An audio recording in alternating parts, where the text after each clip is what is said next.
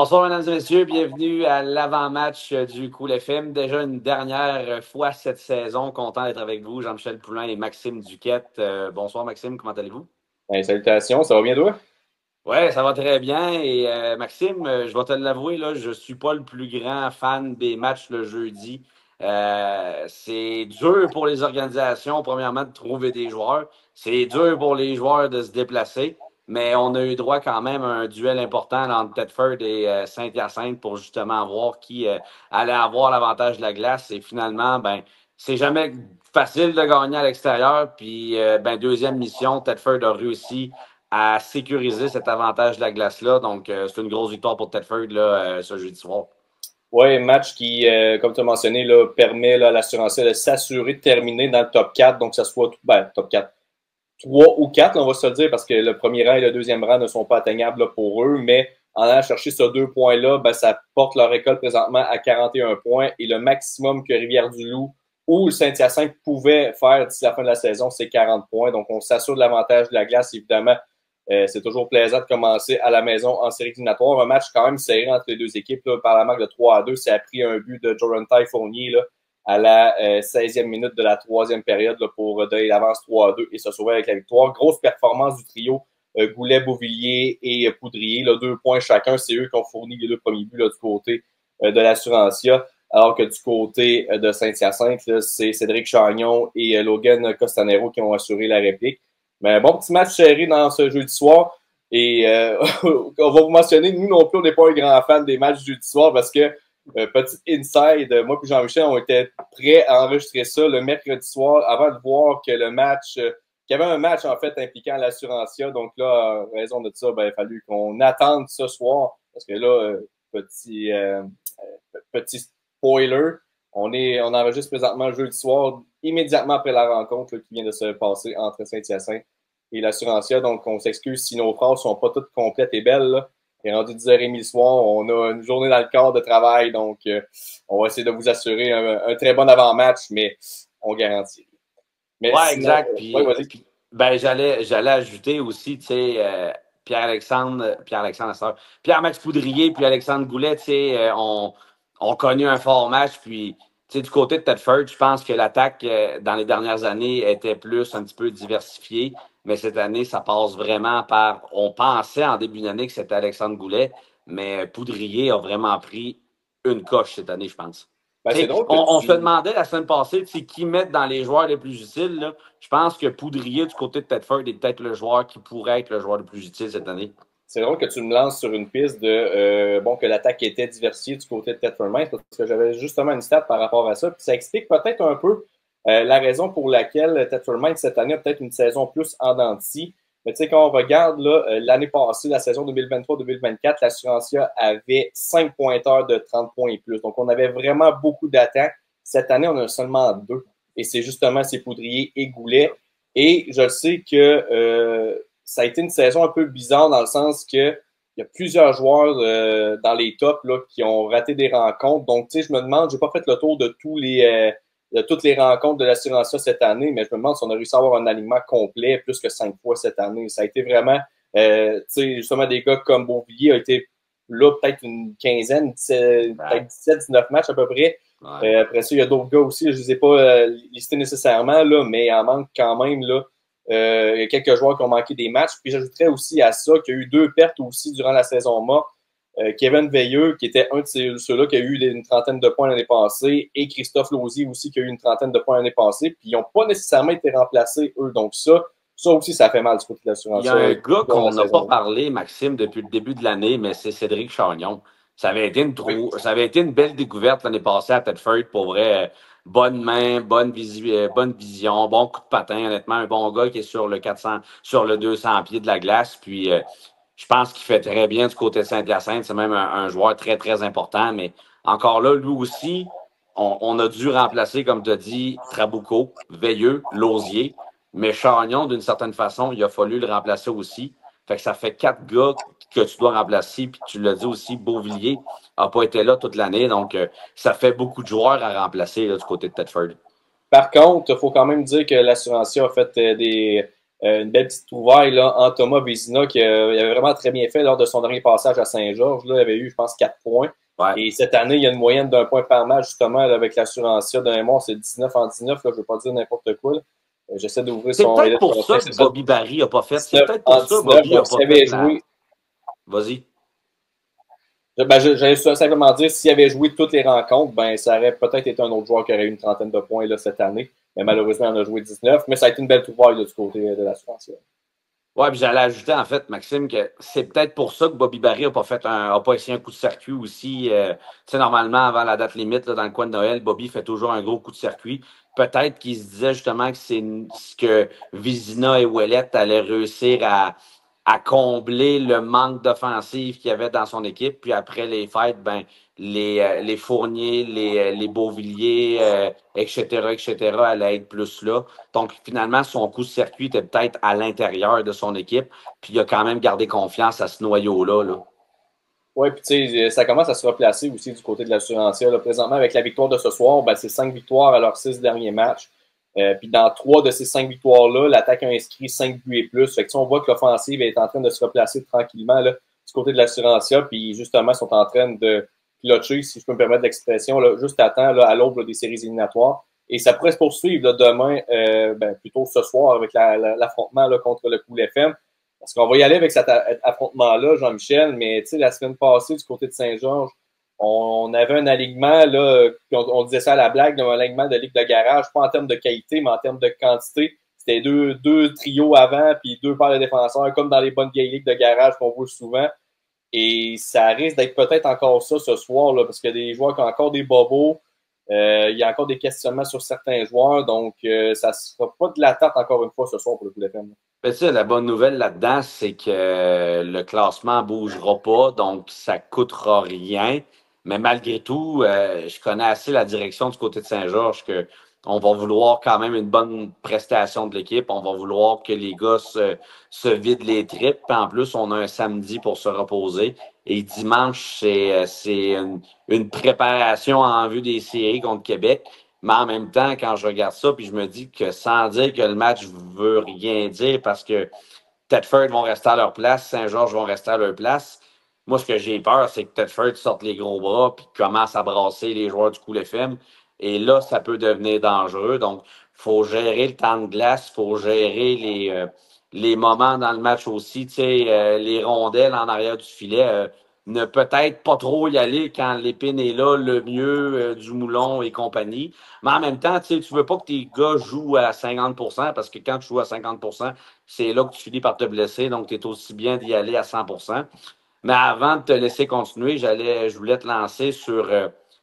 C'est jamais facile un 2 en 2 un vendredi puis un samedi parce que les jambes se coupent le samedi. Mais un 2 en 2 un jeudi, quand tu travailles le jeudi puis tu joues, tu retournes après ça à la maison, tu travailles toute la journée vendredi, puis tu descends après ça à Thetford parce qu'on s'entend qu'il n'y a pas personne dans le coin à part à peu près Poudrier et Goulet qui viennent de Thetford. Ça va peut-être être dur du côté de Thetford en première période. Donc, c'est à Saint-Georges de profiter de leur chance en première période. Là. Ouais, ben c'est là peut-être l'handicap, si on veut, du côté de l'Assurancia pour le match de ce soir. C'est comme tu as mentionné, là, ça va être cette gestion-là d'énergie là, pour la rencontre versus le Cool FM. Eux vont être reposés, mais vont être peut-être à court d'effectifs. On n'a pas encore la confirmation d'alignement au moment où on se parle. Là. Mais ça, chaque équipe va devoir composer avec un handicap de leur propre côté. C'est de voir maintenant lequel qui va faire le plus mal entre les deux, soit le 2 en 2, comme tu as mentionné, en plus de la journée de job dans le corps versus le manque d'effectifs, parce qu'on l'a vu la semaine passée contre le Bataillon, on avait bien joué dans la majeure partie de la rencontre, mais en troisième période, là, on l'a vu que ça semblait difficile, puis que les joueurs avaient plus nécessairement d'énergie dans le réservoir, puis c'est normal aussi. Là. Donc, j'ai hâte de voir là, si ça sera encore une fois le cas là, ce soir. Si on regarde rapidement là, qu'est-ce qui s'est produit entre les deux équipes là, cette saison, il y a eu 4 autres rencontres là, entre les deux équipes, et on s'est séparé ça à 2 victoires, 2 défaites. Là. Ça a commencé, bon, évidemment, avec la grosse victoire du Cool FM en début de saison, 10-3, là, du côté de Beauceville. Là, Charles Tremblay avait eu 2 passes dans cette rencontre-là. Ensuite, Thetford a obtenu la revanche le 8 novembre, victoire de 4-1. Un but et une passe là, pour Goulet, Ouellette et Lecourt dans cette rencontre-là. Ensuite, le Cool FM qui est revenu à la charge avec une victoire de 5-2. 2 buts pour Gabriel Chabot dans la victoire. Et le 3 janvier dernier, eh bien, ça a été un autre match difficile à domicile. Là. Dans ce début d'année 2025 difficile du côté du Cool FM, il y a eu cette partie-là de 7-1 qu'on avait perdu. Un but, 3 passes pour Thomas Vizina. Justement, j'en parlais tantôt, là, qui a eu 4 points dans ce match-là. Et Pierre-Maxime Poudry aussi avait récolté là, un but et 3 passes dans le match. Donc, fiche de 2-2. À quoi s'attendre maintenant pour la 5e partie, Jean-Michel? Ben écoute, tu l'as mentionné, des deux équipes qui vont avoir à composer avec leurs problèmes internes. Mais j'ai hâte de voir dans ce match-là où, comme tu as mentionné tantôt, tu sais, les deux équipes, du côté de Thetford, c'est peut-être plus qu'on peut avoir un adversaire différent selon ce qui va se produire si on finit au 3e ou 4e rang, mais du côté de Saint-Georges, c'est un autre match que si on avait, pas mal sûr que si on avait l'option de skipper si on veut, on le ferait parce que c'est un match qui veut absolument rien dire, à part que c'est un match qui nous met plus à risque d'avoir d'autres blessures là, avant le début des séries. J'ai même hâte, je me pose même la question avec Bobby Barry, quel genre d'alignement je mets? Je veux dire, il a vu ce qu'on a apporté du côté de Saint-Georges la semaine passée. As-tu vraiment besoin d'apporter ton alignement A pour battre, mettons, un alignement B, C de Saint-Georges ou tu peux apporter ton B? Tu sais, je veux dire, peux-tu te permettre de donner des soirées de congé à certains joueurs qui pourraient peut-être être blessés ou pourraient peut-être être fatigués? J'ai hâte de voir comment on va gérer cet alignement-là aussi du côté de Bobby Barry, mais de ce qu'on connaît de Thetford, je veux dire, ils en ont gagné des championnats de saison, puis ils en ont eu des saisons où les fins de saison voulaient rien dire, puis ils ont toujours aligné des formations complètes. Donc, je m'attends pas vraiment à ça, mais je ne serais pas étonné non plus de voir qu'on donnerait des soirées de congé à certains joueurs. Maxime, on va s'arrêter quelques secondes et on va aller voir par la suite qu'est-ce qui se passe là, dans le circuit de la Ligue nord-américaine demain et au courant des prochains jours. Restez là. Vieillir, ça a toujours été une peur, une angoisse à laquelle il ne fallait pas que je pense. Aujourd'hui, ça a complètement changé. Moi, aujourd'hui, je regarde quelqu'un de 60 ans, là, puis je fais, tu le vois-tu, lui, là? Et lui, là, ses enfants sont en appart depuis un esti de bout, mon chum. Avec mes deux enfants, je suis allé voir un conte lu par une drag queen. Ça vient avec certains défis. Après, dans mon cas, par exemple, il fallait que j'explique à mes enfants que mes tantes au Saguenay sont pas des drag queens. De retour à l'avant-match du Cool FM face à l'Assurance de Thetford Mines en compagnie de Maxime Duquette. Et on en parlait, Maxime, il y a eu une grosse rencontre jeudi, mais le classement pour la fin de saison de la Ligue américaine, là, c'est pas 100% décidé encore. Là. Non, effectivement, là, c'est plus la question de positionnement et d'avantage de la glace, dont les pétroliers de Laval là, qui vont jouer là, ce soir également contre les Marquis de Jonquière. Eux, c'est pas mal ça l'enjeu ce soir, c'est de remporter ce match-là parce que le chiffre magique, si on veut, c'est 41 pour Laval qui sont à 39 points présentement parce que, comme on l'a mentionné dans le premier bloc, le mieux que Rivière-du-Loup peut faire, c'est de terminer avec 40 points. Donc, en allant chercher 2 points ce soir contre les Marquis, ben, on s'assure encore une fois de terminer dans le top 4 et là, ça va être avec l'assurance de voir si on va terminer là, au 3e ou au 4e rang, mais on s'assurerait de débuter la série en première ronde là, à la maison. Du côté de Jonquière, c'est à part rattraper Saint-Hyacinthe au 6e rang, il n'y a pas grand-chose qu'ils peuvent vraiment faire. Puis encore là, je ne sais même pas si eux, le bris d'égalité, dans le cas qui terminerait avec le même nombre de points que Saint-Hyacinthe, s'ils le remporteraient, ce bris d'égalité-là. Donc, moi, honnêtement, si j'avais un petit 2 en papier à miser, je pense qu'ils vont terminer au 7e rang puis ils vont jouer contre Sorel là, en première ronde. Novembre-décembre a fait mal à Jonquière. Oui, en effet. Mais en tout cas, côté de Jonquière, il y a moins d'enjeux, je te dirais, parce que premièrement, on est assuré de ne pas avoir l'avantage de la glace. Donc, rendu là pour eux, ça va être de bien finir la saison puis de débuter les séries là, sur le bon pied. Mais sinon, côté positionnement au classement, il n'y a pas grand-chose là, vraiment comme enjeu là, pour eux. Mais honnêtement, là, si je t'avais dit en début d'année que la dernière fin de semaine, à part la première place, la deuxième, il n'y avait rien encore vraiment de scellé dans le béton, est-ce que tu aurais cru? Je te dirais semi, parce qu'il y a quand même eu là, des saisons, même l'année passée aussi, c'était quand même assez serré tout au long de la saison. Peut-être pas jusqu'au dernier week-end, là, mais c'était quand même serré. Mais chose certaine, c'est pas nous qui va s'en plaindre. C'est tout le temps plaisant de voir que même dans les derniers matchs là, de la saison, là, ça veut quand même dire quelque chose parce que il y a des équipes comme le Cool FM présentement que je pense qu'ils s'en passeraient bien de la dernière fin de semaine. Là, je veux dire, ça ne sert absolument à rien pour eux de jouer ces matchs-là, à part de se garder en forme puis de, comme on l'a mentionné, de s'assurer d'avoir un bon momentum pour débuter les séries, mais sinon, ces matchs-là ne veulent rien dire. Puis même Kevin Cloutier, quand il avait parlé la semaine passée, il avait l'air de vouloir dire la même chose que nous, tanné. que si on pouvait les skipper, ces matchs-là, on le ferait, là, mais surtout avec un alignement réduit comme ça en plus, ça ne donne absolument rien de jouer ces rencontres-là. Mais bon, nous, on parle pour nous, mais il y a d'autres équipes qu'en fin de semaine, il y a des gros matchs, dont Laval là, qui doit aller chercher au moins 2 points durant le week-end là, pour sécuriser le top 4 et l'avantage de la glace. Si on regarde là, rapidement, il y a un joueur que je veux vraiment là, mettre en valeur là, du côté de Laval. Et non, c'est pas nécessairement les gros canons, mais Kevin Gadouri qui connaît toute une séquence présentement, là, 7 points à ses 5 derniers matchs. Là, ça va quand même bien de son côté. Et oui, il y a également là, les autres joueurs comme Caron aussi qui vont super bien, puis Poirier, que je pense qu'ils ont eu 6 points à leurs 5 derniers matchs. Là. Mais Gadouri, c'en est un qu'on en parle peut-être un petit peu moins dans cette équipe-là en raison des autres gros canons. Et ça va quand même bien là, pour lui aussi. Kevin Gadouri, c'est tellement un joueur parfait pour cette ligue-là. Puis je pense que c'est pour la nouvelle Ligue nord-américaine. C'est maintenant un joueur de troisième trio qui était avant, je pense, un excellent deuxième. Tellement un bon coup de patin, une bonne vision, un bon lancer. C'est pas le gars qui frappe le plus, mais qui va quand même se mettre le nez dans le trafic. Puis honnêtement, cette année, s'il y avait eu un ajout du côté de Saint-Georges que j'aurais aimé, ça aurait été peut-être voir justement un Kevin Gadouri arriver à Saint-Georges parce que je trouvais que il remplissait toutes les cases. Tu sais, je veux dire, si tu avais besoin d'un centre quand Maxime Chagnon prend une pénalité, il était là. Donner un peu de temps de répit à Maxime Lacroix, à William Leblanc, il était là.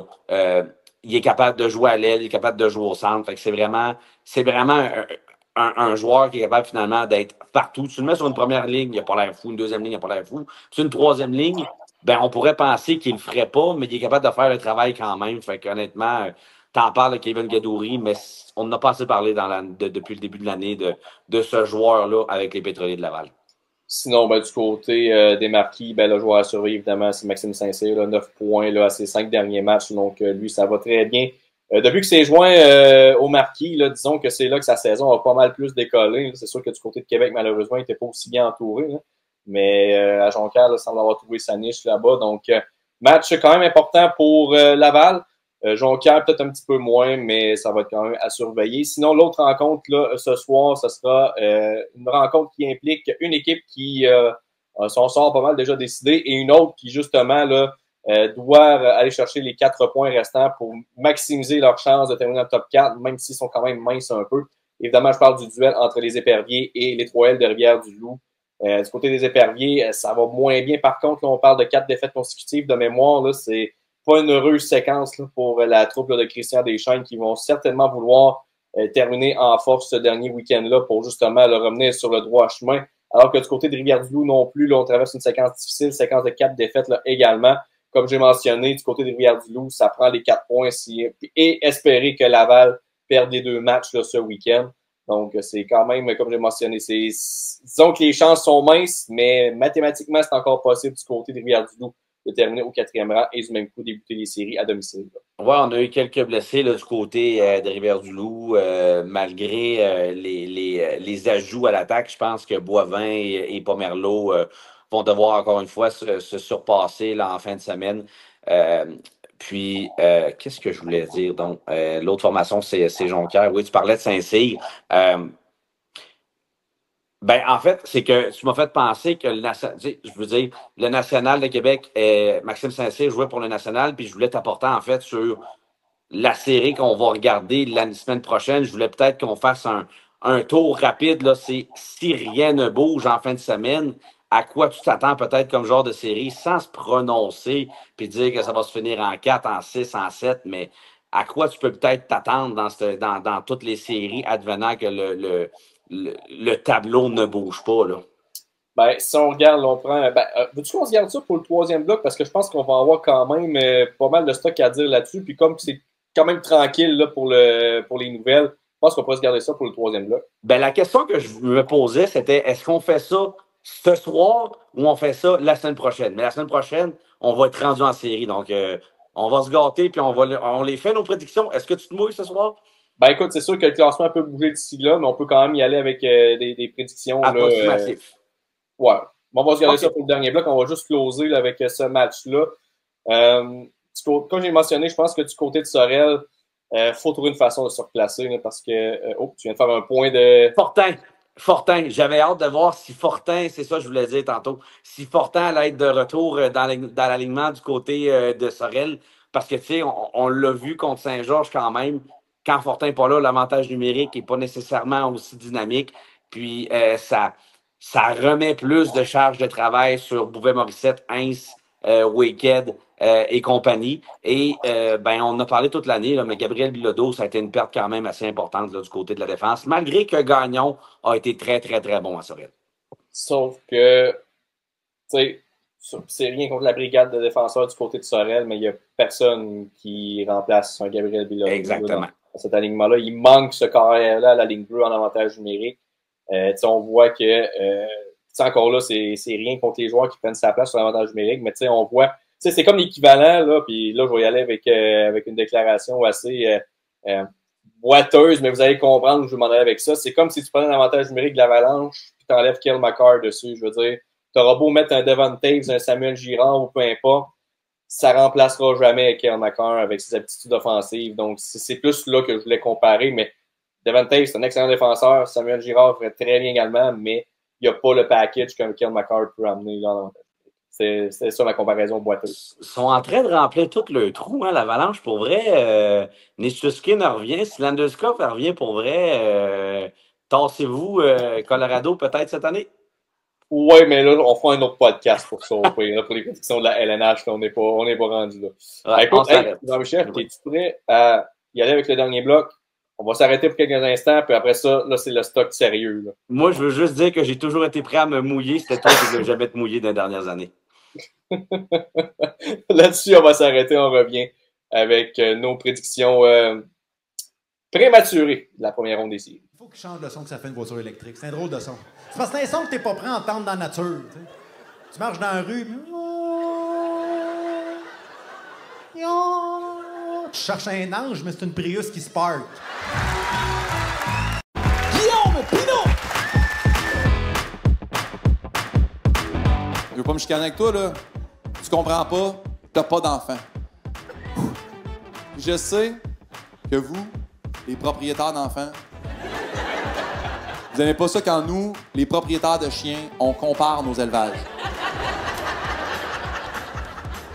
C'est mon show, on va le faire pareil. Moi?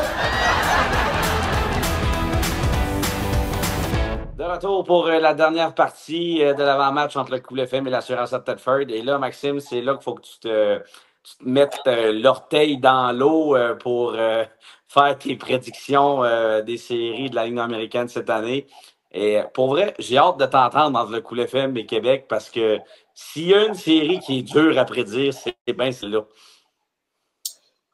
Oui, écoute, c'est sûr que si on regarde le national de la première moitié de saison versus le national de la deuxième moitié de saison, c'est quand même assez différent. Là. National qui est présentement sur une séquence de 3 victoires, donc ça va quand même bien là, à ce niveau-là. On commence à se replacer, mais ça revient tout le temps. Qu'est-ce qu'on dit à chaque podcast qu'on fait depuis qu'on a commencé? Qui on aura devant nous du côté du Cool FM pour ces duels-là? J'ose croire que les matchs à Québec, je suis pas trop inquiet, mais les matchs à Saint-Georges, j'ai hâte de voir si on va être alignement complet là, du côté du national. Mais si c'est le cas, faut pas crier victoire trop vite là, du côté du Cool FM et penser que ça va être une série facile. Là, faut pas oublier qu'on s'est fait surprendre par le national lors de la dernière visite au centre sportif La Croix-du-Til. Ça a été un match serré, mais quand même, il faut vraiment pas prendre cette équipe-là à la légère. Puis je pense que c'est peut-être le danger qui va guetter le Cool FM. En même temps, je pense que Kevin Cloutier prépare bien ses équipes là, dans l'ensemble, donc je pense pas qu'on va vraiment là se penser au-dessus de tout le monde là, pour débuter les séries. Mais tu sais, du côté de Saint-Georges, il suffit juste de remporter nos matchs à domicile pour on va être correct. Là. Puis je pense que c'est là qui va être la clé de voir à quel point que l'alignement va différer entre ceux-là à domicile et ceux-là à l'étranger du côté du national. Là. Je pense que la première équipe qui va aller chercher une rencontre à l'extérieur va se donner une grosse chance. Je m'explique. Là. Saint-Georges a tellement une bonne saison à l'extérieur. Je m'attends à ce que ça se continue. Du côté de Québec, ça a été beaucoup plus compliqué.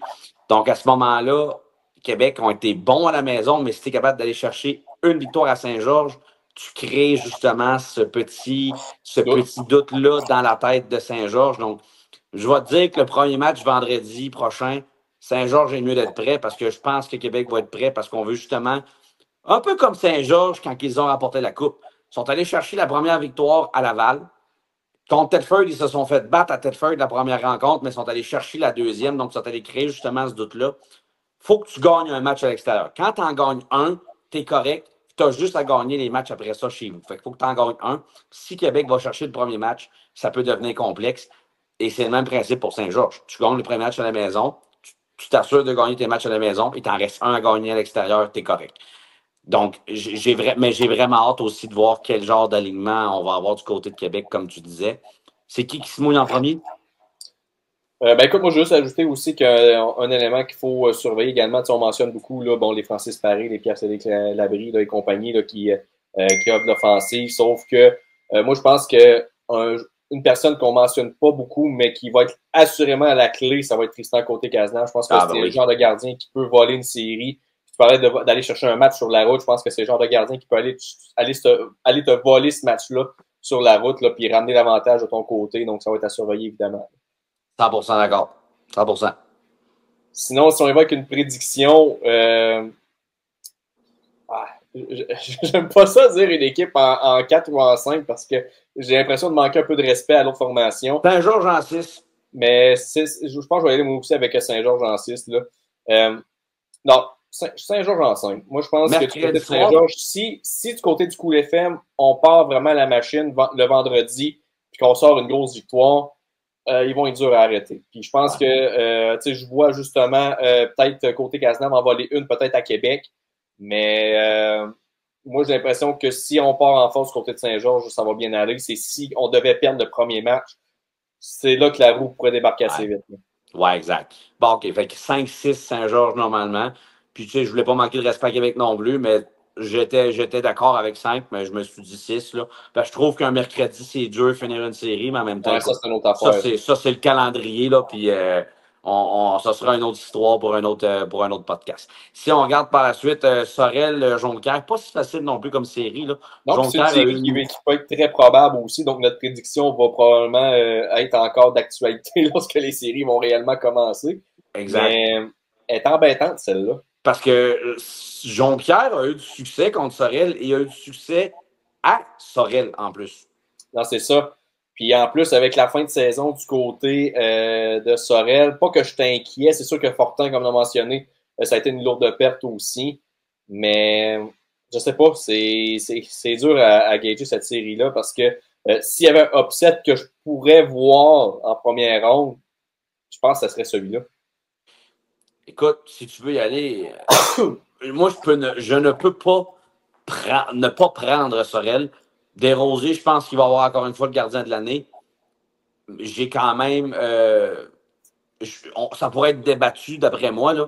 Mais écoute, je vais y aller avec Sorel en 6 du côté de cette série-là. C'est quoi, je vais y aller. Je pense que Sorel va remporter moi aussi cette série-là, cette hypothétique série-là, si on veut. Ouais. Mais en 7, moi je pense que Jonquière va vraiment forcer la main dans cette série-là. Oui, on parle de Philippe Desrosiers qui est très bon, mais on a Maxime Saint-Cyr de l'autre côté, Simon-Claude Blackburn qui connaît du succès également. Donc, c'est un peu l'attaque contre la défensive, si on veut, même si Sorel a quand même une attaque là, intéressante avec Fortin dans la formation et Boudrias également, plus les autres qu'on est habitué de voir, là, les Heinz et compagnie. Mais non, je pense qu'on va y aller avec Jonquière en 7. Sorel en 7, que Jonquière va forcer un 7e match dans cette série. Par la suite? Et si ça bouge pas, évidemment, on aurait Thetford contre Saint-Hyacinthe, donc un peu un match, une revanche de ce soir, si on veut. Moi, j'aurais envie de te dire que à la façon dont Thetford joue dernièrement, je pense que ça augure pas bien pour Saint-Hyacinthe. Puis je ne veux pas y aller avec une série qui va se terminer facilement du côté de Thetford. Mais si on peut avoir des alignements complets du côté de l'Assurantia versus un alignement qui manque peut-être un peu de profondeur là, du côté du bataillon là, offensivement, moi, je pense que je vais avec un Thetford en 5. Ouais, je suis d'accord. Thetford en 5 aussi. Plus de profondeur en défensive, mais je pense du côté de Thetford malgré tout. À l'offensive, je pense qu'on a plus de punch aussi malgré tout. Tu sais, je veux dire, Poudrier, Goulet, c'est quand même 2 gars qui sont dans le top 10 puis qui sont capables de marquer des buts à toutes les sauces. Puis les gardiens de but, moi, je ne peux pas parier contre Étienne Marcoux et Francis Leclerc. Donc, pour toutes ces raisons-là, je mets Thetford en 5. Ce qui nous mènerait à la dernière série hypothétique qui serait Laval contre Rivière-du-Loup. C'est pas facile. Rivière-du-Loup, on l'a vu quand ils sont venus à Saint-Georges, sont quand même sont capables d'étouffer une attaque. Là. Ils ont étouffé celle-là du Cool FM. Je pense qu'ils seraient capables d'étouffer celle-là aussi là, des pétroliers. Tu regardes là, du côté des Bupeaux, là, du côté de Laval, on est dans le top 3. Là, non, excuse, c'est. Attends un petit peu. Non, on est au 4e rang, excuse, avec 124. C'est quand même pas mauvais. Du côté des Rivières-du-Loup, on n'a pas encore marqué 100 buts. On est à 99 présentement. Buts accordés, là, c'est là que les deux équipes sont quand même nez à nez. Là, du côté de Rivière-du-Loup, on a 111 buts accordés versus 121 du côté des Pétroliers. Donc, du côté des Pétroliers, on marque beaucoup de buts, mais on accorde aussi. Donc, c'est de voir si on va avoir assez d'offensive du côté des Rivières-du-Loup pour rivaliser avec celle de Laval. Mais je pense que c'est une série qui peut aller en 6, puis je vais aller avec Laval en 6 si ces deux équipes-là croisent l'affaire ensemble. Rivière-du-Loup. Oh, toi, ça serait là ton upset? C'est sûr que quand tu regardes le parcours de Laval dans les dernières années en série, on se demande tout le temps qu'est-ce qui se passe à chaque fois. On dirait qu'il pique du nez. Est-ce que ce sera le cas encore une fois cette année? C'est vrai que c'est un bon pensée-y par exemple. C'est drôle, hein? Je parlais avec Samuel Buss cette semaine, puis il me disait cette année, je pense que c'est l'année à Laval. Puis moi, je vais te dire que oui, on a ajouté de la robustesse du côté de Laval, mais si Rivière-du-Loup réussit justement à fermer le jeu, faire des arrêts, rien donner à l'attaque de Laval, on peut peut-être un peu perdre patience du côté de Laval, puis prendre des mauvaises pénalités, puis c'est là que l'attaque du côté de Rivière-du-Loup va falloir qu'il frappe. Fait que je vais y aller du côté où je pense que Rivière-du-Loup va être plus discipliné que Laval. Les gardiens, je pense que c'est égal des deux côtés. L'offensive est à Laval, la défensive est à Rivière-du-Loup, je pense. Puis normalement, les défensives ont des championnats. Fait que je vais y aller avec Rivière-du-Loup en 6. Ouais, c'est vrai que l'indiscipline, ça va être une chose à surveiller du côté de Laval. Si on embarque là justement dans les mauvaises pénalités, ben c'est sûr qu'en étant en désavantage numérique, logiquement, c'est dur de déployer de l'attaque. Et c'est là, comme tu as mentionné, que Rivière-du-Loup pourrait frapper. Moi, je pense quand même que pas Rivière-du-Loup, mais je pense quand même que Laval va donner va traverser cette série-là, mais je pense que Rivière-du-Loup va quand même leur donner du fil à retordre. Ça sera pas une marche dans le parc là, avec des victoires de 6-7-1 à chaque match. Là. Je vois pas ça du tout. Je vois plutôt des matchs vraiment serrés, justement. Des 4-3, des 5-3, mais avec un but dans un filet désert. Tu sais, ça sera pas des festins offensifs là, d'un seul côté. Là. Je pense que les deux équipes vont être capables de marquer les buts. Ben voilà, c'est prêt, Maxime. Puis j'ai pas vu passer non plus les nominations pour les trophées. Normalement, c'est pas mal ce temps-ci de l'année, la dernière semaine que ça sort. Fait que ça, ben, on n'aura pas eu le temps encore de le faire, mais si ça sort dans les prochains jours ou si ça sort avant la première. C'est ça. Normalement, ça sort quand les séries commencent. Fait que fort probable que ça va sortir pendant la semaine prochaine. Fait qu'au PDP, on aura nos commentaires sur les gagnants et les nominés. Je m'attends à une grosse année du Cool FM, honnêtement, dans ces trophées-là. Là, quand tu finis premier avec autant de jeunes qui arrivent, je m'attends qu'on ait quelques récipiendaires, au moins quelques nominés, mais on verra bien. Toujours agréable de faire ça avec toi. J'espère que tu as apprécié encore une fois. Ben écoute, toujours, et n'oubliez pas aussi les gens qui nous écoutent, là, si vous avez des suggestions, commentaires, tout ça, pour les séries, parce qu'on va construire également là, pour les séries éliminatoires. On ne sait pas trop encore quel format qu'on va s'aligner. Est-ce que ça sera à chaque jour de match, peu importe si le Cool FM est sur la route ou à domicile? Ça serait de la peau, mais ça serait pas impossible. Sinon, est-ce que ça va être seulement lorsque le Cool FM sera sur la route? On est encore en discussion pour voir comment on va s'aligner là, pour les séries, mais on va être quand même être là durant les séries. On ne sait juste pas combien de fois par semaine que vous allez voir nos deux visages. Merci d'avoir été là et profitez de cette dernière rencontre, peut-être de la saison, entre cette plus vieille rivalité entre Saint-Georges et Thetford. Je vous dirai pas pour qui je prends, je pense que vous le savez dans cette rivalité-là. Mais quand même, ayez du plaisir et profitez-en. Elle est un petit peu différente la rivalité cette année, mais je pense qu'elle va se recréer. Elle va toujours rester dans nos cœurs. Elle va toujours être là, exact. Puis Bobby Barry est encore là, fait que ça reste là quand même. Fait que merci d'avoir été là, puis on se reparle.